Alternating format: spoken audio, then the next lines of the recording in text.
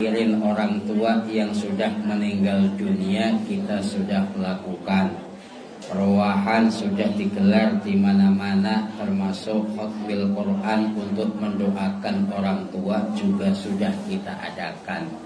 Tinggal kita sendiri mikirin diri kita sendiri.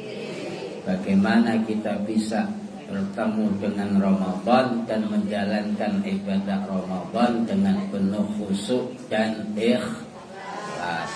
Sebab kunci kita pahala dari Allah, kuncinya ikhlas. Man shoma Ramadhana imanan wa ihtisaban ghufira lahu ma taqaddama min dzamb. Barang Ramadan dengan penuh ikhlas, maka akan diampuni dosanya oleh Allah Subhanahu. Amin ya Rabbal. Maka kalau kuncinya ikhlas, gak usah mikirin yang macem-macem. Tadi minyak goreng gak usah dipikirin. Baju alhamdulillah sudah bolak-balik ke Tanah Abang. Nah, mikirin apa lagi? Kalau mikirin model seragam jilbab kayak apa, baju kayak apa, nggak akan ada selesai-selesainya.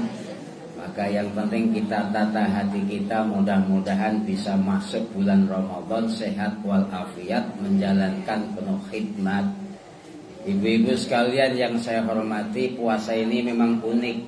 Kalau kita ngaji kitab fikih, sholat ditentukan syaraitu wujud, syaraitu sehatis sholat. Ini kalau kita ngaji fikih, maka yang disebut dengan syarat itu rangkaiannya syaraitu sehatis sholat. Coba kalau kita buka kitab-kitab fikih, artinya sholat itu ditentukan syarat sah. Beda dengan puasa, bunyinya bukan syaraitu sehat, tapi syaraitu wujub. Syarat wajib, bukan syarat sehat. Kenapa? Apa beda Pak Ustadz? Beda. Kalau syarat sehat ditentukan dengan bagaimana rukun dan lain sebagainya. Bagaimana takbirnya, bagaimana baca qiraat Fatihahnya, bagaimana rukuknya, bagaimana iktidalnya, bagaimana sujudnya, bagaimana tahiyatnya, bagaimana salamnya, maka bunyinya syurutus sihhatis. Tapi kalau puasa enggak ada puasa model puasa harus manyun, enggak ada. Syarat puasa itu harus berdiri terus, enggak ada. Syarat puasa harus duduk terus di rumah, enggak ada. Syarat puasa harus diem, enggak ada. Boleh ibu-ibu ngomong asal enggak boleh ngomongin orang. Sebab kalau kita ngomongin orang percuma, batal pahala puasa. Yang batal pahalanya bukan puasa. Maka dalam hal ini ibu-ibu, ini pertama ingin saya rangkai. Biasanya yang sering jadi keributan soal niat. Ustadz, saya itu sudah terlanjur kalau baca puasa itu niatnya nawaitu shauma ghadin. Apalagi? An adai fardhish syahri Ramadan. Nah, kalau kita ngaji kitab Fathul Mu'in, syarahnya Fathul Mu'in, nanti akan kita dapat penjelasan. Kalau kita baca Ramadan, bukan dibaca Ramadan, tapi dibaca Ramadan. Nih, itu kalau kita ngaji kitab fi. Sebab apa? Ramadhana dalam hal ini diidhofahkan dengan hadhihi sanati. Memang Ramadhana itu isim ghairu munsharif. Apa sih? Usah ngaji isim ghairu munsharif dan lain sebagainya. Ya udah dengerin aja lah pokoknya ya.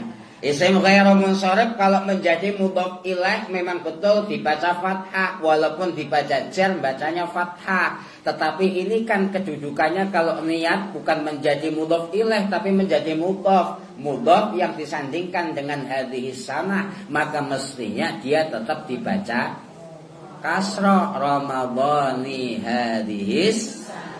Saya udah terlanjur begitu, sah apa enggak?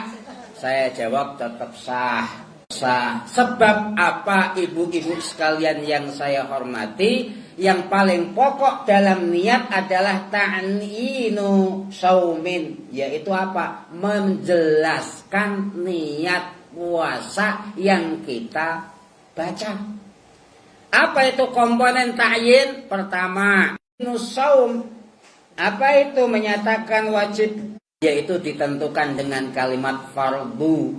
Maka kalau kita niat sebetulnya nyawa itu sauma ramadhana.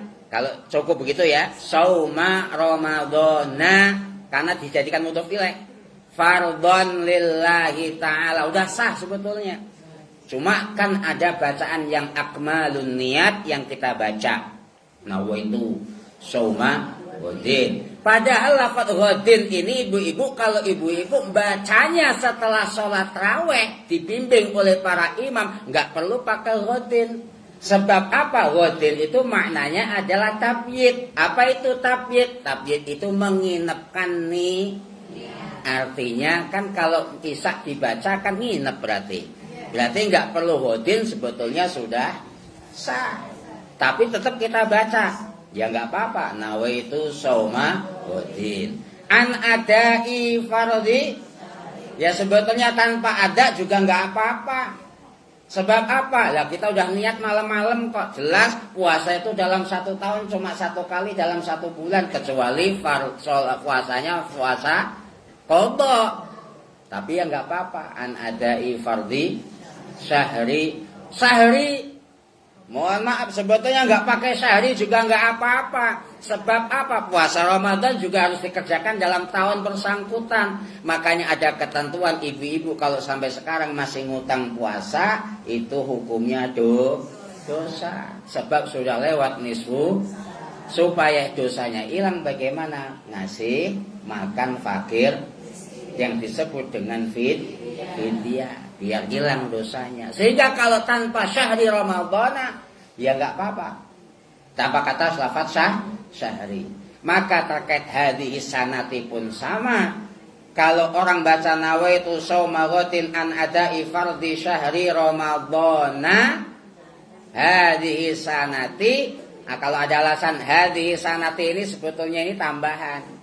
Maka walaupun dibaca Ramadhana hadhihi sanati juga gak masalah. Kenapa? Karena lafaz hadhihi sanati ini adalah tambahan. Cuma tambahan kalau dalam i'rab nahwu salah. Karena ini kalau dibaca sebagai dzaraf, dzarafnya dari mana? Kalau dari ilmu wah puyeng banget ilmu nahwu apa Pak Ustaz. Ya pokoknya begitulah. Kalau ditanya sah apa enggak? Sah. Ya sah. Cuma dari susunan bahasa Arab salah begitu. Cuma kalau dalam susunan bahasa Arab salah. Tapi kalau niatnya tetap sah. Lah kalau pengen bener ya dibaca Ramadhani. Tapi lupa-lupa malu Pak Ustadz, makanya ngajinya jangan lupa-lupa. Ibu-ibu pengajian.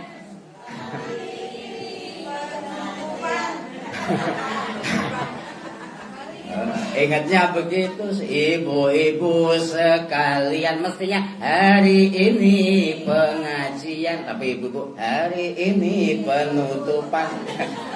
Minggu-minggu tidak datang karena sibuk kondangan. Alhamdulillah pada ngumpul semua. Ini biar ini paham Bu ya. Udah niatnya udah selesai, artinya kalau ditanya sah apa enggak? Sah. Cuma susunan bahasa Arabnya tidak benar. Susunan bahasa Arabnya tidak benar. Tapi enggak mempengaruhi kesahan niat. Karena di dalam ta'yinun niat yang diwajibkan cuma niat. Yang kedua adalah sauma Roma. Jadi kalau umpamanya niat nawaitu sauma Ramadhana sah lillahi ta'ala. Itu dah sah. Maka kalau ada akmalun niat sampai hadis sanati fardhu lillahi ta'ala ada salah-salah sedikit, niatnya tetap sah. Lah ibu-ibu wajib niat kapan nih sih Ustaz nih mau Ramadannya? Saya tanya sama teman-teman yang ahli ngitung ya. Jadi walaupun besok Muhammadiyah telah menetapkan Ramadan itu tanggal 2, Tapi rupanya setelah dihitung-hitung Ramadan tanggal 2 itu matahari terbenam, posisi hilal itu masih dalam ketinggian 2 derajat. Itu pun setelah terbenam matahari 12 detik. Kalau orang Muhammadiyah ibu-ibu, kalau kita belajar matematika kan ada 0. Setelah 0, 1, 2, 3, 4, 5. Sebelum 0, min 1, min 2, min. Lah, kalau orang yang memegangin falak kayak Muhammadiyah, pokoknya asal lewat 0, itu sudah dianggap masuk bulan Ramadan. Maka besok hari Sabtu, hari Jumat, itu tanggal 29 maka dilakukanlah namanya ru'yah. Tapi yakin gak bakalan kelihatan. Sebab apa? Sebab hilal berada di posisi angka 2 derajat. Padahal untuk bisa dilihat kalau menggunakan mata kasar itu butuh angka 9 derajat. Cuma kan sekarang tidak pakai mata ibu-ibu, tapenya pakai bantuan teleskop. Apalagi kalau dulu teleskop yang sederhana itu yang cuma ngeker kayak orang nembak itu mah bisa kelihatan kalau titiknya berada dalam angka 6. Kemudian naik lagi, ada alat ditemukan canggih lagi, turun lagi menjadi 4 derajat. Lah terakhir dunia ini telah menetapkan bahwa kalau sudah angka 3 derajat baru bisa imkanur ru'yah dengan menggunakan satelit. Jadi menggunakan satelit itu minimal tadi saya nyebut berapa? 2. Berarti sudah belum? Belum. Kalau pakai satelit tetap nggak bakalan Berarti puasanya hari apa? Saya itu tanggal hari-hari nih. Jumat itu tanggal 1.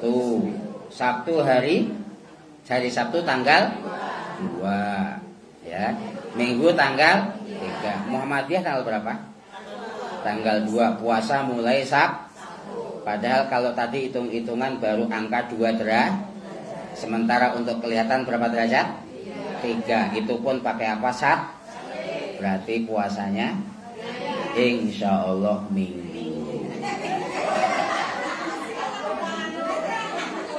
Kalau minggu alhamdulillah ya, ngurangi budget ibu-ibu beli minyak goreng, alhamdulillah puasanya 29. Alhamdulillah. Jadi insya Allah 29 hari puasanya. Kalau dimulai minggu 29, kalau dimulai Sabtu 30. Maka ibu-ibu sekalian yang saya hormati, marilah tadi sudah saya sampaikan, kita tata niatan kita seolah-olah puasa besok itu adalah puasa terakhir kita. Biar mantap begitu. Kalau pengen puasa kita itu khidmat, khusyuk, gak mikirin macam-macam, anggaplah Ramadan besok itu puasa terakhir kita. Insya Allah itu khusyuk. Tapi kalau kita niatnya tahun depan masih betul, puasa ini nggak ada gangguan, maka ya Allah cukupi semua kebutuhan saya menjalankan ibadah. Insya Allah begitu mantap puasanya. Ibu-ibu sekalian yang saya hormati, barangkali itu saja yang bisa kami sampaikan karena waktunya udah siang. Intinya siapin diri kita, karena untuk orang lain sudah kita berikan, untuk diri kita marilah mudah-mudahan dengan kita ya amin ya robbal. Dari saya pribadi kalau ada kekurangan kekhilafan selama ngaji 1 tahun juga mohon dibukakan pintu maaf. Wallahul muwaffiq ila aqwamit thoriq. Assalamualaikum warahmatullahi wabarakatuh.